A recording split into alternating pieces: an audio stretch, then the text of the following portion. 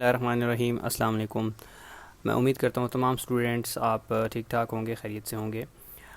आज की third video में मैं आपको वेलकम करता हूँ। लास्ट टू वीडियोस आपने देखी होंगी और आई होप कि आपको लास्ट दो लेक्चर्स जो हैं वो समझ आ गए होंगे। फिर भी अगर आपको कोई प्रॉब्लम हो तो आप कमेंट्स करके मुझसे पूछ सकते हैं, बिला झिझक आप पूछ सकते हैं, कोई प्रॉब्लम नहीं है, ठीक है।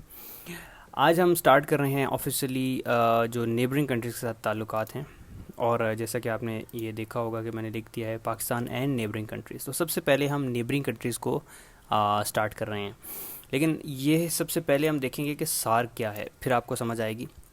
क्योंकि पाकिस्तान के साथ जो नेबरिंग कंट्रीज़ हैं हम उनको सार्क कंट्रीज़ भी कहते हैं, ठीक है। तो सार्क कहलाता क्या है, तो मैं सबसे पहले आपको ये बताता हूँ। सार्क से बनता है साउथ एशियन, ठीक है, एसोसिएशन फॉर रीजनल कॉपरेशन, ठीक है। South Asian Association for Regional Cooperation, ये उसकी जो है वो आप कह सकते हैं कि फुल फॉर्म है। और ये एक ऐसी ऑर्गेनाइजेशन है कि ये डिफरेंट कंट्रीज़ के दरमियान है, जो कि आपके 8 साउथ एशियन कंट्रीज़ इसमें इसके मेंबर्स हैं, ठीक है। अच्छा जी, तो 8 कंट्रीज़ के मेंबर हैं, और ये क्यों मेंबर हैं, ये क्यों बनाई गई, वो हम इसको आज डिस्कस करेंगे। तो South Asian Association for Regional Cooperation जो है वो ऑर्गेनाइजेशन का नाम है, ठीक है। और मैं यहाँ पे आपको लिख भी देता हूँ, साउथ एशियन एसोसिएशन। एसोसिएशन आप कहते हैं किसी भी ग्रुप को, कोई ग्रुप ऑफ पीपल है, ग्रुप ऑफ ऑर्गेनाइजेशंस हैं या कंट्रीज़ है, ठीक है, एक इज्तिमाई ग्रुप को कह सकते हैं एसोसिएशन। एसोसिएशन फॉर रीजनल, इसमें फॉर आप एब्रीवेशन में नहीं लिखते, कोऑपरेशन, ठीक है, लेकिन इसको आप जस्ट समझने के लिए लिख सकते हैं। आप फॉर ना भी लिखें तो भी ठीक है। So this is the full form of the SAARC, ठीक है। इसको मैं यहाँ लिख के रख देता हूँ ताकि आपको दिक्कत ना हो, ठीक है, आसानी हो जाए समझने के लिए। तो सार्क की बैकग्राउंड को समझने से पहले देखते हैं कि ऑर्गेनाइजेशन जो है वो ये किस चीज़ की ऑर्गेनाइजेशन है। तो मैं अगर आपको समझाऊँ तो ये बेसिकली एक सोशल और इकोनॉमिक ऑर्गेनाइजेशन कहलाती है, ठीक है। It is called as a social and economic, ठीक है, ऑर्गेनाइजेशन, ठीक है। ये इंटरनेशनल ऑर्गेनाइजेशन है, ठीक है। तो इसलिए हम इसको मतलब इंटरनेशनल लेवल पे ही समझेंगे, ठीक है। तो ये है एक इसका मेन, इसका आप कह सकते हैं कि इसका वजह यहाँ इसकी बेस जो है वो सोशल एंड इकोनॉमिक ऑर्गेनाइजेशन है। इसमें मतलब सोशल इश्यूज़ और इकोनॉमिक इश्यूज़ को डिस्कस किया जाएगा।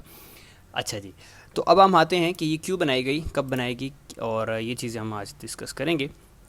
तो स्टार्ट करते हैं कि इसका बैकग्राउंड क्या था। बैकग्राउंड ये था कि यूरोप में यूरोपियन कंट्रीज़ जब तरक्की कर रहे थे after World War two, from 1950s और देन 80s और 90s तक, तो काफ़ी हद तक यूरोपियन कंट्रीज़ जो है वो काफ़ी स्ट्रॉन्ग हो चुके थे इकनॉमिकली।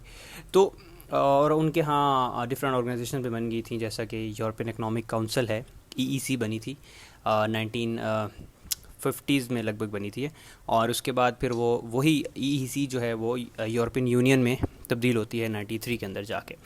तो बांग्लादेश के प्राइम मिनिस्टर जो थे, प्रेसिडेंट जो थे उस टाइम पे, वो थे आपके ज़ियाउर रहमान, ठीक है। ज़ियाउर रहमान साहब ने उस टाइम पे 1980s में उसका जो है वो नज़रिया पेश किया था, जो कि ये था कि हम एक ऑर्गेनाइजेशन बनाएंगे साउथ एशियन कंट्रीज़ के लिए, और आपस में हम लोग कोलैबोरेशन और कोऑपरेशन के साथ जो है वो इस रीजन को थोड़ा सा हम लोग डेवलप करेंगे, ठीक है। तो 1980 में क्या हुआ कि इसका जो है वो जिस कह सकते हैं कि इसकी ओपिनियन पेश की गई by the Bangladesh prime minister, ठीक है। ज़ियाउर रहमान नाम था उनका, तो जनरल ज़ियाउर रहमान, ठीक है। तो उन्होंने जब ये मशवरा दिया तो बाकी कंट्रीज़ ने भी इसको एक्सेप्ट किया, और उसके बाद इस पर वर्किंग शुरू हो गई। और इसका जो ऑफिशियली जिससे कह सकते हैं कि ये इसकी जो बुनियाद रखी गई थी वो दिसंबर 8 1985 को 1985 में इसकी जो है वो बुनियाद रखी गई, ठीक है। ठीक है, इसको आप कह सकते हैं कि ये बन गई थी, ठीक है, 1985 में। तो उसके बाद अब ये ऑर्गेनाइजेशन जो है वो हर साल इसके डिफरेंट समिट होते थे, अभी भी अब तो खैर नहीं हो रहे, उसकी रीज़न मैं आपको बताऊंगा। इसके अब तक जो है वो कुल 18 जो हैं वो इसके समिट हो चुके हैं। 18 इनके जो है वो समिट्स अब बेसिकली कहते हैं कि इनके जो मीटिंग्स हैं, ठीक है, हर साल इनकी एनुअल मीटिंग्स होती थी और आजकल नहीं हो रही। उसकी वजह मैं आपको बता देता हूँ।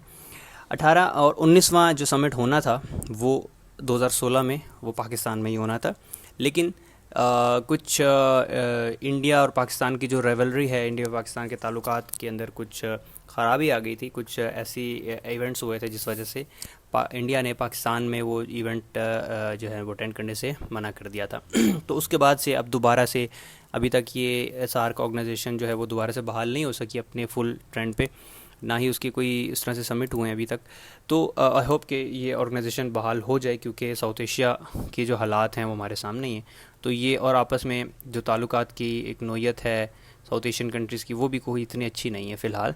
तो ये एक अच्छी ऑर्गेनाइजेशन थी जो कि कुछ अर्सा तो बहुत अच्छी चलती रही। तो खैर इंडिया पाकिस्तान की जो एक टेंशन्स हैं, अब क्योंकि आपको पता है कि इसमें 8 मेंबर्स हैं, ठीक है, और मेंबर्स आई होप कि आपको आते होंगे। साउथ एशियन कंट्रीज़ जो हैं वो आई थिंक बचपन से आप पढ़ते आ रहे हैं, फिर भी मैं आपको रिपीट कर देता हूँ क्या है वो।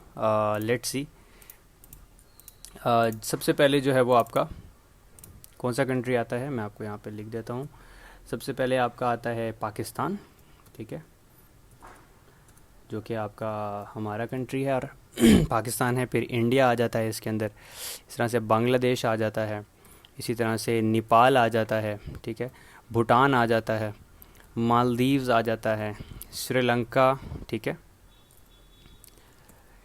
तो और लास्ट जो है वो अफ़गानिस्तान, ठीक है। तो आई होप कि हमने को मिस नहीं किया। 1 2 3 4 5 6 7 8, तो ये 8 कंट्रीज़ जो हैं वो इसमें शामिल हैं, ठीक है। तो ये जो है ये साउथ एशियन कंट्रीज़ हैं जो कि आपके सार्क के मेंबर्स भी हैं।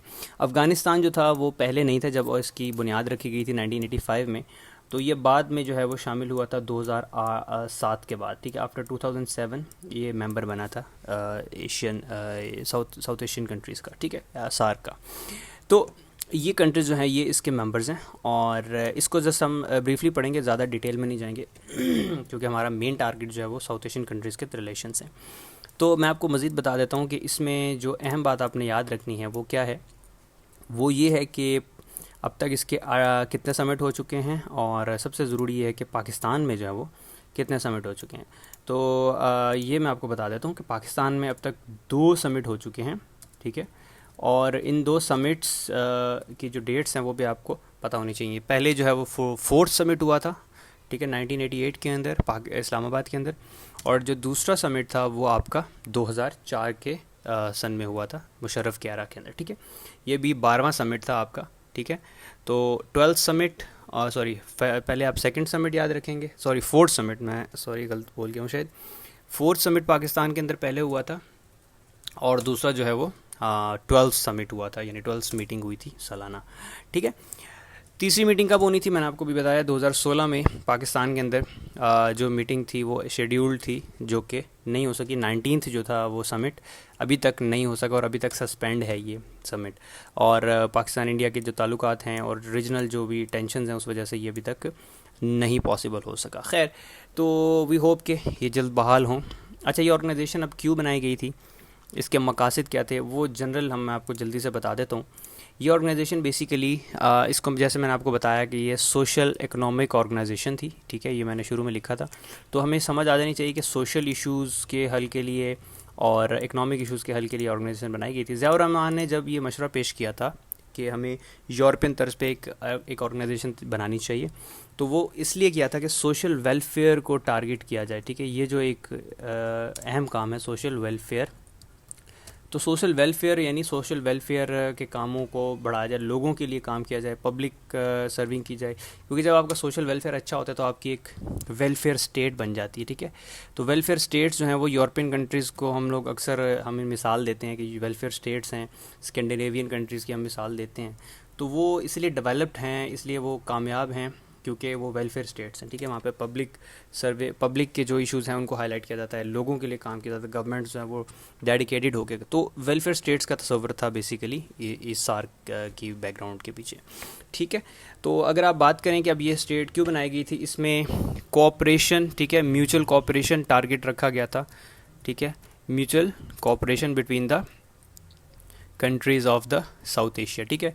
म्यूचुअल कोऑपरेशन, इसी तरह से आप कहेंगे सेल्फ रिलायंस, ठीक है, पैरों पे खड़े होना, ठीक है, एक दूसरे की हेल्प करेंगे।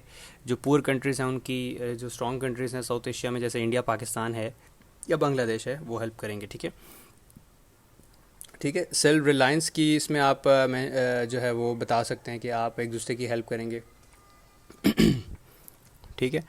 इसी तरह से आप इसमें आप कहेंगे कि जो स्पोर्ट्स को प्रमोट करने के लिए भी एक अहम कदम उठाया गया था, ठीक है। अब स्पोर्ट्स क्या करते हैं, एक दूसरे के साथ जो है वो पेशेंस, ठीक है, और स्पोर्ट्समैनशिप, एक दूसरे के लिए जो है वो अदब, एहतराम और सब्र, पेशेंस, ये पैदा करते हैं।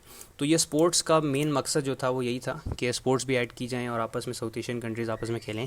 एशियन गेम्स हुआ करती हैं, होती भी हैं, और वो इसी बेस के ऊपर ही बनाई जाती। फिर Asia cup, cricket cup, Pakistan, India और ये बांग्लादेश वगैरह जो खेलते हैं, आपको बड़ा पता होगा, तो एशिया कप भी इसी बेस के ऊपर जो है वो होता है, ठीक है।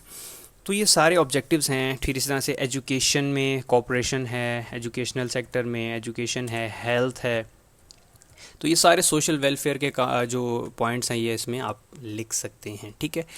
तो ये सारी चीज़ें आप इसमें जो है वो बता सकते हैं कि ऑब्जेक्टिव्स ऑफ द सार्क ये था कि कंट्रीज़ जो हैं वो वेलफेयर स्टेट्स बन जाएं, म्यूचुअल कोऑपरेशन होनी चाहिए, एक दूसरे की हेल्प हो, पुअर कंट्रीज़ की मदद की जाए, उनको कर्ज़े देने चाहिए, जो भी है आप मदद कर सकते हैं गवर्नमेंट लेवल पे या एनजीओज़ लेवल पे। सेल्फ रिलायंस हो, एक दूसरे अपने आप पे जो है वो पैरों पे खड़ा होना चाहिए कंट्रीज़ को, एक दूसरे की हेल्प करके।